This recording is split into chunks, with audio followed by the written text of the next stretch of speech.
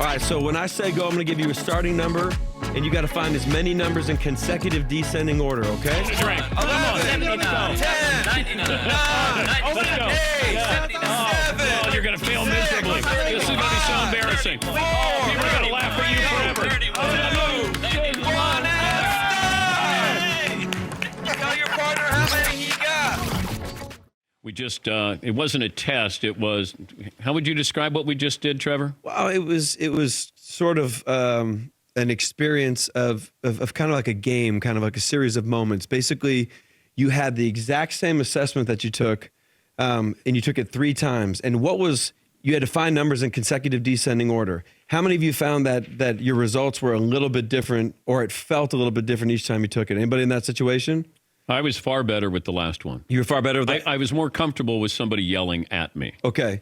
Now, there's just a couple basic truths, and this is what we were always focusing on at Alabama, Florida State, Georgia, U.S. Army Special Operations Command, the fundamentals of thinking.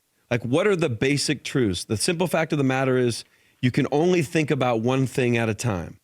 So as Russell's going through that final drive, Russell focuses on 3 things. Russell Wilson, great balance, great fundamentals, being engaged.